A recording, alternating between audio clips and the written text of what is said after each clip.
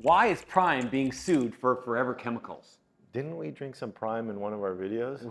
We did. Well, We feels so did. good. Right, but we did not advocate for it. We didn't promote it. We said drink water. Yeah, always choose water over these energy drinks when you're working out. Right, in our opinion. And hey, welcome to Talking with Docs. I'm Dr. Brad Weening. And I'm Dr. Paul Zalzal. And we talked a little bit in our previous videos about how the energy version had probably too much caffeine, and that's why there were some issues there. And I think there maybe was a lawsuit about that. Okay. But this is something different. We talked about the hydration version. Now we're talking about forever chemicals. And what the heck is a forever chemical? Forever chemical is just that, a chemical that sticks around darn near forever. Okay. Because they're hard to break down. They have a long half-life, and Yep. they stay in the environment and then into our bodies for a long, long time. Okay, and they're called PFAS, or per and polyfluoroalkyl substances. Oh, I thought it was for pain in the F.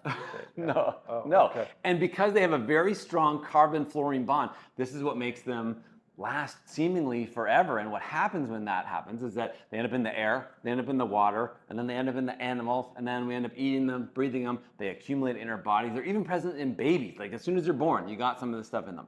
How many of them are there? Oh, there's over 20,000 different types, but Right. they are present in dust particles Right. anywhere in the world.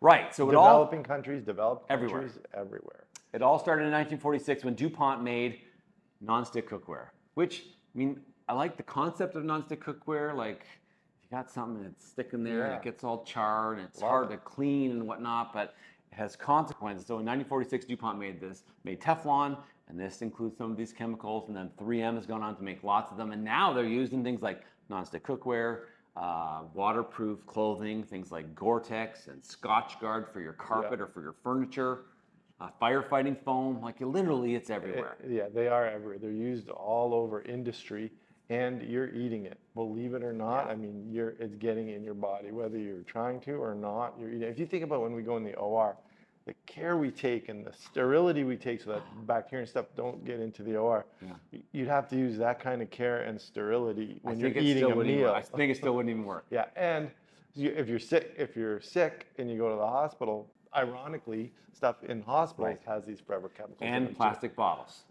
Plastic Which is really where a lot of this is coming from. So there was a lawsuit launched by a lawyer that's been made famous on TikTok on behalf of a claimant saying, hey, I didn't know these were in this drink. It was Prime Hydration, I believe, and suing for $5 million. The case is actually up for appeal next week, so it'll be interesting to see what happens. Yes. Why does this lawsuit not make a lot of sense? The lawsuit doesn't make a ton of sense because the PFAS are everywhere. Right. So how are you going to pick one product and go after them and say, okay, you're bad, you did something wrong because you got PFAS? That would be like suing a car company because their car made exhaust, and you're like, well, yeah, that's just all cars make exhaust. Right, because these are even in our water supply, and what Logan Paul went on to say about their manufacturing practices is that they meet the highest world standards of clean manufacturing, purified water. They use a company that makes the bottles. Obviously, they don't make their own bottles. They have a company who makes bottles for all sorts of other beverage companies. So it's not the beverage itself that has PFAS in it. It's actually likely the bottle. Yeah, and so while we're not saying PFAS are good, we're not saying drink these energy drinks. Definitely not. But I am saying if you're going to gamble on the outcome of this proposed lawsuit, my bet is defense is going to win this one. Right, because they're everywhere. It's actually very hard to test. The EPA has recommended that even the acceptable levels now should be reduced 1,000-fold to like just a few parts per trillion, which is very, very low levels. They're literally. And what's the deal? What's the one disease that PFAS can cause? Well, this is the thing. It affects so many different things. So it's an endocrine disruptor. It affects fetal development. It's been correlated with cancer. These things are really bad. Kidneys, liver, Yeah. diabetes, just about any chronic disease you can think of, PFAS has been implicated in contributing to that chronic disease.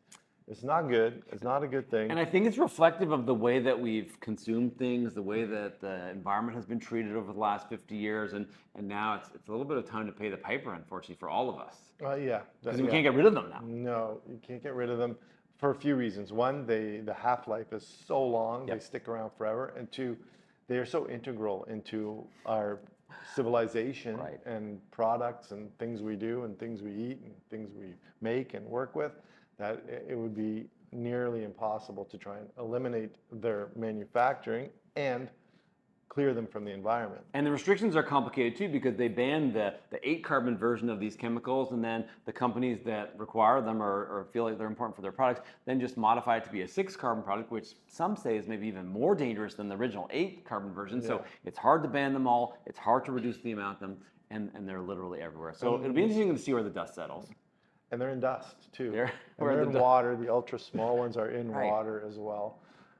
So they are, and it's weird because you think, well, fluoride. I use fluoride for my teeth. It's in my toothpaste, and these are, fluorine-based chemicals. That's also a controversial topic that maybe we Fluoride. should talk about. We'll talk about that one day. But it's a different thing. Yeah. Fluoride and the fluorines.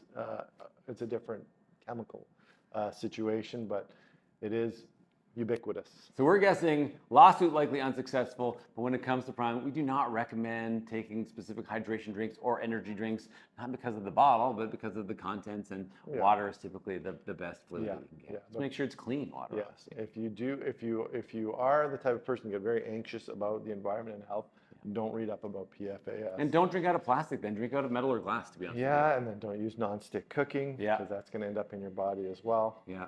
Don't walk out of your house because they're everywhere. Don't wear a Gore-Tex. So, it is kind of depressing when you think about how present these PFAS are. Yeah.